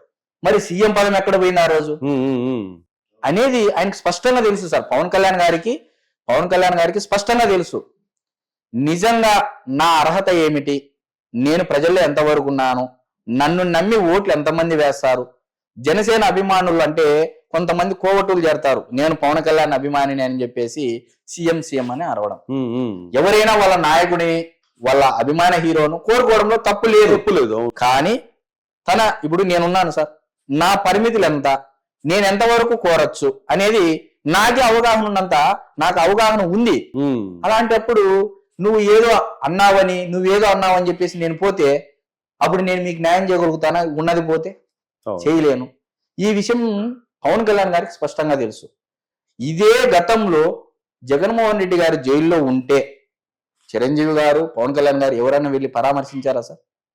మళ్ళా ఇదే చంద్రబాబు నాయుడు గారు జైల్లో ఉంటే ఎంతో ఇబ్బందులు పెట్టినప్పటికీ పవన్ కళ్యాణ్ గారిని రోడ్డు మార్గాన వచ్చి రోడ్డుపై సైతం కూడా నిరసన వ్యక్తం చేశారు. మరి ఎంతమంది నాయకులు వచ్చేసి టీడీపీ నాయకులు ఈ రోజు చంద్రబాబు నాయుడు గారు జైల్లో ఉంటే యుద్ధ ప్రాతిపదికన నియోజకవర్గాల్లో సభలు పెట్టి చేశారు సార్. ఒక్క పవన్ కళ్యాణ్ గారి ఎఫెక్ట్ రాష్ట్రం ఎంత పడింది సార్? అవును. ఇది నిజమా కాదా? ఇది నిజం. మన స్వచ్ఛందంగా హోల్ హార్టెడ్ గా ఇచ్చాడు. ఇచ్చిన తర్వాత జైల్లో నుంచి వచ్చిన తర్వాత వన్ సైడెడ్ గా ఏకపక్షంగా బీజేపీ పార్టీ ఒప్పుకున్నా ఒప్పుకోకపోయినా ఆలోచన కూడా చేయకుండా చంద్రబాబు నాయుడు అంటే నేను ఉన్నాను, ఆయన అనుభవం మనకు కావాలి, ఆయన ఆధ్వర్యంలో మనం నడవాలి, వాళ్ళు వచ్చినా రాకపోయినా నేను మద్దతు ఇస్తానని చెప్పేసి ఏకపక్షంగా వన్ సైడెడ్ గా మద్దతు ఇవ్వడం. మరి ఇప్పుడు చంద్రబాబు నాయుడు గారి పొజిషన్ లో మనము ఉంటే ఏం ఆలోచన చేస్తాం సార్? ఎవరైనా కానీ ఆపదలో మనకి ఎవరైతే సహకరించారో, ఆపదలో మనకి ఎవరైతే ఉన్నారో వాళ్ళకి సహకరిస్తాం డెఫినెట్ గా. మొన్న భువనేశ్వర్ గారు కూడా ఒక ఎన్టీఆర్ ట్రస్ట్ కి సంబంధించిన మ్యూజికల్ నైట్ కి సంబంధించి ప్రోగ్రాం జరుగుతుంటే చిత్తూరు అమ్మాయి ప్రశ్న వేసింది, దానికి సమాధానం కూడా చెప్పింది. ఆ రోజు పవన్ కళ్యాణ్ జైల్లో ఉన్నప్పుడు వచ్చాడు, నేనున్నాను అనేసి చెప్పాడు, చాలా సంతోషం వేసింది, చాలా ధైర్యం ఇచ్చాడు. సార్ లోకేష్ గారే స్వయంగా నాకు అన్న లాంటి వాడు. అవును. మరి ఇక్కడ కులం చూడలే, మతము చూడలే, ప్రాంతము చూడలే, మనిషి మీద ఉన్నటువంటి నమ్మకం. సార్ ప్రపంచంలో అతి కాస్ట్లీ థింగ్ ఏదైనా ఉంది అంటే అది ట్రస్ట్, నమ్మకం. ఆ నమ్మకం పవన్ కళ్యాణ్ గారు చంద్రబాబు నాయుడు కల్పించారు. చంద్రబాబు నాయుడు గారు అదే నమ్మకాన్ని రిటర్న్ గిఫ్ట్ గా పవన్ కళ్యాణ్ గారికి ఇచ్చారు. ఈ రోజు ఆయన స్థాయి ఏంది ఈ రాష్ట్రంలో అనేది స్వయంగా ప్రజలే చూస్తున్నారు. 5 శాఖలకు మంత్రి, డిప్యూటీ సీఎం, అడిగిన వెంబడే పథకాలకు పేరు పెట్టడము, ఆయన ఏది అడిగితే అది చేస్తా ఉన్నారు చంద్రబాబు నాయుడు గారు. మరి వారు కృష్ణార్జునులాగా పని చేసుకుంటా పోతే నువ్వు సీఎం అని చెప్పేసి మీరు కొట్టాడుకుంటా టీడీపీ కార్యకర్తలు, జనసేన కార్యకర్తలు వైసీపీ వాళ్ళకు ఛాన్స్ ఇవ్వడం అది మీ వల్లే అవుతుందని చెప్పేసి మరొకసారి మీరు నిరూపిస్తారు తప్ప దీనివల్ల మీకు వచ్చే లాభం ఏమీ లేదు. వైఎస్ఆర్సీపీ వాళ్ళు మనుగడ సాగిస్తారు. మీ ముసుగులో నేను జనసేన పవన్ కళ్యాణ్ అభిమానిని అనేది టీడీపీ మీద వాళ్ళు దాడి చేయడము, నేను టీడీపీ అభిమానిని అని చెప్పేసి జనసేన వాళ్ళ మీద దాడి చేయడము, దీనివల్ల వాళ్ళు కొట్టాడుకోండి మేము హ్యాపీగా ఉంటాము అనేది చూపిస్తారు తప్ప దీనివల్ల టీడీపీ కార్యకర్తలకు లాభం లేదు, జనసేన కార్యకర్తలకు లాభం లేదు. వీళ్ళిద్దరు అండర్స్టాండింగ్ తో పోతే మూడో వానికి ఎక్కడ అవకాశం ఉంటుంది సార్? అండర్స్టాండింగ్ లేదు. కూర్చోండి, పరిష్కరించుకోండి. సమస్యలు ఉంటాయి, కొందరు ముందు నుంచి కష్టపడిన వాళ్ళు ఉంటారు. దురదృష్టవశాత్తు ఏంటంటే అంటే చాలా మంది ప్రజలు ఏం భావించారంటే రావణ సంహారం చేయాలి అంటే రాముడితో పాటు ఎంతమంది ఏకమయ్యారు సార్? నిజంగా రాముడు అనుకుంటే ఒక బాణంతో అయిపోతుంది, కానీ మళ్ళా మానవ రూపం ఎత్తడం ఎందుకు, మునీశ్వర్ల బాటలు గురువుల బాటలు నడచడం ఎందుకు, మరి వానర సైన్యం తోడెందుకు, పక్షులు సైతం జటాయు పక్షి, ఉడతలు సైతం అవును. ఎందుకు రామునికి సహకరించాయి? అదే తరహాలో 2024 ఎలక్షన్ జరిగింది. ఇంత కష్టపడి జనసేన పార్టీ కార్యకర్తలు అయితేనేమి, టీడీపీ శ్రేణులు కార్యకర్తలు అయితేనేమి, ఎందుకు మీరు ఈ విజయాన్ని తెచ్చుకున్నారు? మీరు కొట్టాడుకోవడం కోసమా? అవును. ఎస్, కొంత సమయం ఇవ్వండి. ఎందుకంటే పొత్తు ఉంది, కొన్ని కుదరాలి, కొన్ని భావాలు ఏకీకృతం కావాలి అంటే కొంత సమయం కావాలి. సమయం కావాలనుకున్నప్పుడు కొంత ఓపికగా ఉంటే అన్ని సమస్యలు అధిష్టానం దగ్గర నుంచి పరిష్కరిస్తారనేది నేను ఖచ్చితంగా చెప్తాను సార్. ఇంకోటి షణ్ముఖ్, రేపు కడప జిల్లాలో మేలో మహానాడును నిర్వహించబోతున్నారు. మహానాడులో నారా లోకేష్ టీడీపీ పార్టీకి వర్కింగ్ ప్రెసిడెంట్ గా చేయాలనే వాదన వినిపిస్తుంది. ఖచ్చితంగా సార్. అది దానికి అతను సమర్థుడేనా? ఖచ్చితంగా సార్. నేను ఎందుకు సమర్థన అంటున్నానంటే టీడీపీ పార్టీలో ఏ పొజిషన్ కైనా ఈ రోజు నారా లోకేష్ గారు అర్హుడుగానే నేను భావిస్తాను. దానికి అనాలిసిస్ కూడా నేను చెప్తాను. ఒకటి, వ్యక్తిగతంగా తనను తాను ఎలా మలుచుకున్నాడు, ఇది మెయిన్ సార్. రాజకీయ పార్టీల్లో నాయకులు వర్కింగ్ చేసే స్టైల్ ఒక్కొక్క స్టైల్ ఉంటుంది నిర్ణయాలు తీసుకోవడంలో. కానీ అంతకంటే ముందు తనకు తాను ఎలా మలుచుకున్నాడనే దాని మీదనే తన ఫ్యూచర్ డెసిషన్స్ కూడా నిర్ణయాలు యుద్ధ ప్రాతిపదికన తీసుకోవడంలో చాలా కీలక పాత్ర పోషిస్తుందనడంలో ఎటువంటి సందేహము లేదు సార్. గతంలో నారా లోకేష్ గారు పప్పు తనను అవమానించారు, తన బాడీని అవమానించారు, తన భార్యను అవమానించారు, చివరకు తన కొడుకుని చిన్న పిల్లాడైన దేవాంశను కూడా అవమానించడం జరిగింది, ట్రోలింగ్ చేయడం జరిగింది. తండ్రిని అవమానించారు, తల్లిని అవమానించారు. ఇన్ని తట్టుకొని జైల్లో వేశారు. ఒంటరిగా ఢిల్లీలో నెల రోజులు మకాం వేసి కార్యకర్తలకు భరోసా ఇస్తూ తన టీంని పెట్టేసి అటు తండ్రిని కాపాడుకోవాలన్న తపనతో తల్లికి ధైర్యం చెప్తూ భార్య ఇంతమంది కుటుంబ సభ్యుల మధ్య గతంలో ఇదే టీడీపీ పార్టీ సభ్యత్వాల దాంట్లో 60 లక్షల రికార్డు సృష్టించారు నారా లోకేష్ గారు. ఈ రోజు ఏమైంది సార్? 1,60,000 పైచిలకు సభ్యత్వాలు ఉండడం జరిగింది. మరి ఇంతకంటే ఏం ఉదాహరణ? బీమా కూడా ఇస్తున్నారు కదా వాళ్ళకి 5 లక్షల రూపాయలు. 5 లక్షల ప్రమాద బీమా, విద్యా వైద్యంలో సహాయం, ఆర్థిక సహాయము, అదే కార్యకర్తలు ఎవరైతే కార్యకర్తలు సహాయం అర్జీ పెట్టుకుంటే ఇస్తున్నారు. ఇంతకంటే సార్ లోకేష్ గారి యొక్క క్యాపబిలిటీకి ఈ రోజు మోడీ గారే ఒకానొక టైంలో వచ్చేసి, ఏమయ్యా నువ్వు గెలిచిన తర్వాత ఫ్యామిలీతో వచ్చి నన్ను కలవలేదే, తండ్రిని అక్కడ చంద్రబాబు నాయుడు గారిని ఏం అడగలేదు సార్, లోకేష్ గారిని అడిగారు. సో మోడీ గారు సైతం గుర్తించినటువంటి వ్యక్తి లోకేష్ గారు. అవును, నువ్వు లీడర్ అవ్వయా, నన్ను ఒకసారి వచ్చి కలువు, నేను కూడా ఒక ప్రధానమంత్రిని అని చెప్పేసి, అంటే ఒక ఫన్నీగా ప్రధానమంత్రి గారు వచ్చి గుర్తించారు, ప్రధానమంత్రి గారిని వచ్చి గుర్తించాను నేను నిన్ను, నువ్వు మంచి నాయకత్వం ఉన్నటువంటి లీడరు, ఇంకా పప్పు అనే వాళ్ళు ఎవరైనా ఉన్నారంటే అది వాళ్ళ మూర్ఖత్వమే తప్ప ఒకసారి వచ్చి నన్ను కుటుంబంతో వచ్చి కలువయ్యా అని చెప్పేసి మోడీ గారు పిలిచారంటే సంథింగ్ స్పెషల్. అంటే లోకేష్ లో ఏదో చూశాడు కాబట్టే మోడీ గారు పిలిచుంటారు సార్. నేను కూడా చూసినది ఏంటంటే నారా లోకేష్ అన్న గారిలో స్ట్రైట్ ఫార్వర్డ్ సార్, సూటి సుత్తిగా మాట్లాడతాడు, స్ప్రైట్ ఇట్స్ క్లియర్ అన్నట్టు. డెసిషన్ కూడా ఎలా ఉంటదంటే సార్, నాన్ సుడే వారం అస్సలు ఉండదు. ఇది అయితే పొలిటికల్ లీడర్స్ ఏం చేస్తారంటే తిప్పుకుంటారు ఇష్యూలు కూడా, అది చేద్దాంలే, మనోడు ఉన్నాడులే, నేను చెప్తానులే, వాళ్ళకి చెప్తానులే, చూస్తాంలే, నెక్స్ట్ వీక్ రా, 1 month తర్వాత రా, ఇట్లాంటివి చెప్తుంటారు పొలిటికల్ లీడర్స్. కానీ నేను కూడా విన్నది, లోకేష్ అనే వ్యక్తి స్పష్టంగా అప్పుడే క్లియర్ చేసిస్తాడంట, అవుతుందా కాదా. నేనైతే ఇది స్పష్టంగా గమనించాను సార్, స్ట్రైట్ ఫార్వర్డ్. నన్ను లోకేష్ అన్న గారు నాకు ఇచ్చిన టైంలో 10 నిమిషాల టైంలో 10 నిమిషాల్లో నన్ను ఒక 3 నుంచి 5 క్వశ్చన్లు అడగడం జరిగింది సార్, ప్రాజెక్ట్స్ కి సంబంధించి. అడిగితే నేను కూడా నాకున్న అవగాహన పరిజ్ఞానం, అంటే అన్నగారికి ఉన్నంత నాలెడ్జ్ అయితే నాకు లేదు, కానీ నాకున్న ఆలోచన, నాకున్న అవగాహన మేరకు నేను చెప్పడం జరిగింది. నిజంగా సార్, ఒక మంత్రి స్థాయిలో ఒక సామాన్య నాలాంటికి ఏమీ తెలియని వాడికి ఒక అవకాశం కల్పించి, అంటే మాట్లాడడానికి అవకాశం ఇచ్చి, పర్సనల్ గా వాడి ఇంట్లో ఇచ్చి మాట్లాడేది రాసుకొని మళ్ళీ రిటర్న్ నన్ను అడిగారు చూడండి సార్, అక్కడే తన లీడర్షిప్ అనేది నాకు అర్థమైంది సార్. రాసుకొని అక్కడ ఉండే డౌట్లు కూడా అప్పుడే, అంటే ప్రతి ఒక్క సబ్జెక్ట్ మీద ఎంత అవగాహన ఉందనేది నాకు అక్కడ స్వయంగా నేను చూశాను సార్. ప్రతి ఒక్క చాలా మంది అనుకుంటారు నారా లోకేష్ అన్నకు అవగాహన లేదు, ఏదో కొంతమంది నాయకులు కొన్ని కోట్ల రూపాయలు వెచ్చించి ఏదో పప్పు అని నిరూపించే ప్రయత్నం తప్ప. జగన్మోహన్ రెడ్డి గారు ఈ రోజు ఢిల్లీలో జంతర్ మంతర్ వేదికగా ఏమంటున్నాడు సార్, chief minister son Nara Lokesh shows a red book అని చెప్పేసి ఇట్లా చూపించుకుంటా ఉన్నాడు ఢిల్లీ వేదికగా. అంటే వచ్చిన 5 నెలల్లోనే చట్టబద్ధంగా రాజ్యాంగబద్ధంగా పరిపాలన చేస్తేనే సినిమా ఇలా చూపిస్తున్నాడు. లోకేష్ గారు. మరి ఇమాజిన్ సార్, జగన్మోహన్ రెడ్డి గారు మాదిరి చేయాలి అనుకుంటే ఏమైపోతారు వీళ్ళంతా అనేది నా భావన సార్. షణ్ముఖ్, నెక్స్ట్ నీ ప్లాన్స్ ఏంటి సార్? మంచో చెడో నేను అనుకున్నది ఒకటి, విధివశాస్తు అంటే దేవుడు రాసిన ప్రకారం అది లీలో ఏమనుకుంటానో తెలియదు కానీ సెకండ్ ఇన్నింగ్స్ స్టార్ట్ చేశా, మీడియా ముఖంగా వచ్చా. ఈ రోజు మీరు యంగ్ అనలిస్ట్ అంటున్నారు, మరి అది యాంకర్ నవ్వుతానా, ఎనలిస్ట్ నవ్వుతానా, లేకపోతే నాకైతే ఒక కోరుకుంది. ఆల్రెడీ అయిపోయావు నువ్వు పబ్లిక్ లో, నువ్వు డిజిటల్ మీడియాలో పర్సన్ అయిపోయావు, నువ్వు యాంకర్ అయిపోయావు, అనలిస్ట్ అయిపోయావు, అన్నిట్లో పాస్ అయిపోయావు.